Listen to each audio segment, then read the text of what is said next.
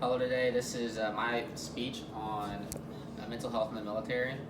Mental health is a big issue today because people all over the world are struggling. But I wanted to focus today on mental health in the military.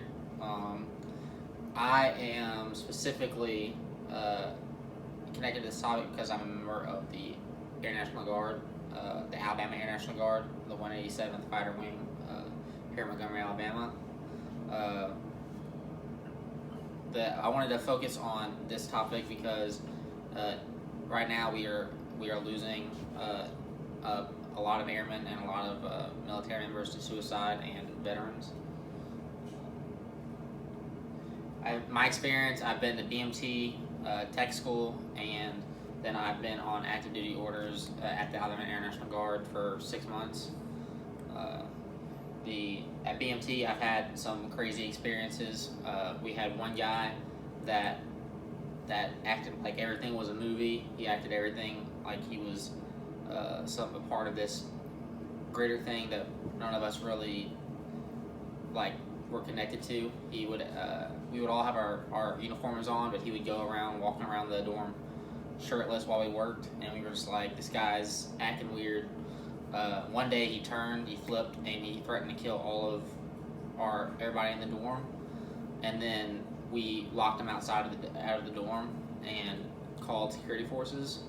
And this happened only 2 weeks away from us going to a gun range. So obviously, if we didn't speak up or something didn't happen, then that could have been really bad, and that could have been another another thing where the stressors of military life ended up hurting more people than just him. Tech school, we had a guy who would fill up his closet with nothing but garbage like all day, and he stunk really bad, and the whole like hallway, anytime their room was open, just smelled like garbage.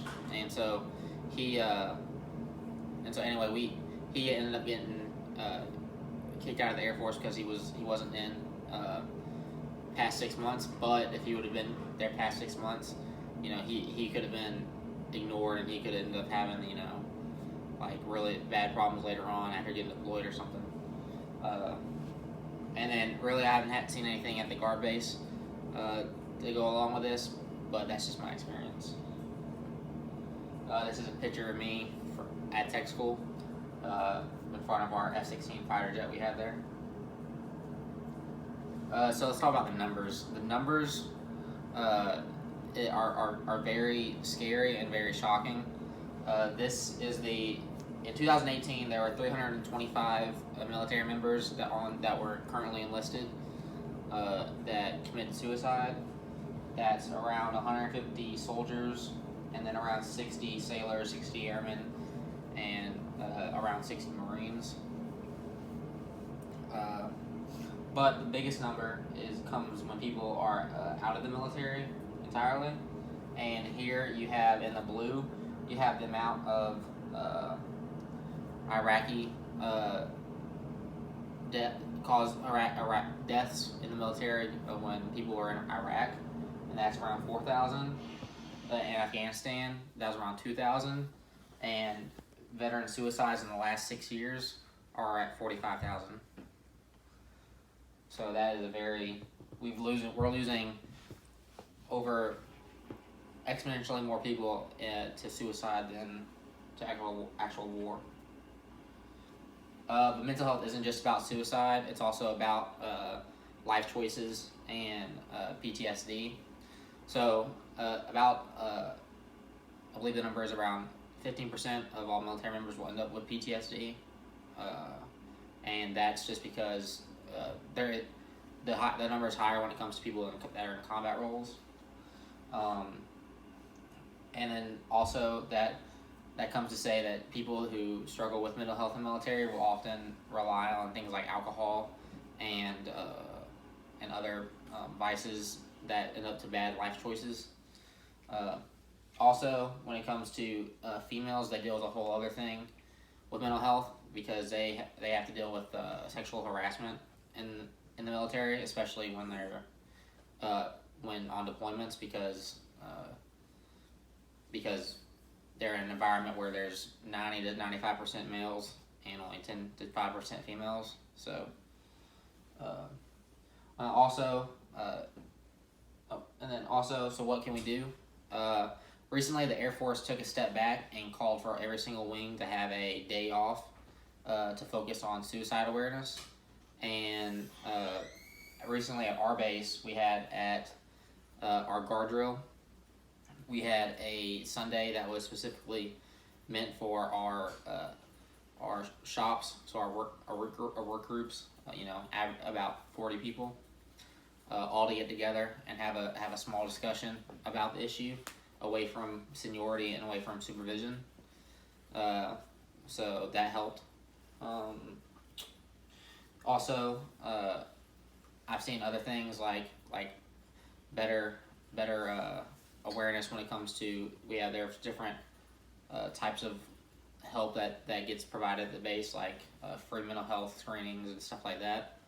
But the problem is that what happens when people leave the military, and that's why we see such a high spike in numbers, is because once people leave the military, then they don't have the same community and same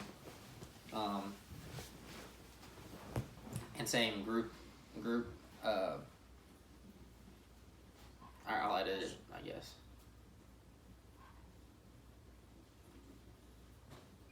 Do it now? I guess I'll edit. What? I'll edit it. Just keep it on. I didn't know you were waiting on me. I was just gonna tell Well, you. you kind of threw me off. Oh, Started sorry. walking I'm off. sorry. Okay, I'll edit it. Okay. All right. Where was I at? So what we could do? You're talking about when they leave the military, they don't have the same support Yeah. group or community. Yeah. Okay. So, y'all walk in here. I didn't want her to walk in here. That's why I went back there to tell her. Oh. So I'm still filming. Either way, I was gonna edit it. Yeah. Okay, so I'm still filming. Okay. Well, I can edit it in the video editor. Okay. But so also, that means that we need to have a better sense of community when it comes to when people are leaving the military, not just when they're in the military. So I feel like that's an area that we can focus on. Also, what goes along with this, with PTSD and this mental health issue, the life choices that veterans make oftentimes put them in a position where they're homeless, and that's why a large population of the homeless, a large percentage of the homeless population are veterans.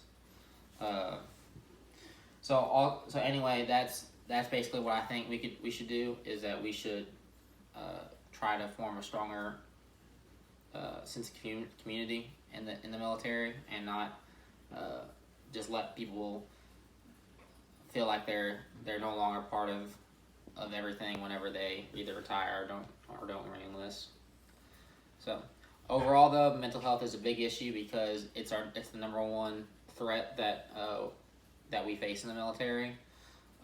It's the number one killer in the military, and it causes too much pain and too much suffering for something that really we should be focusing on more.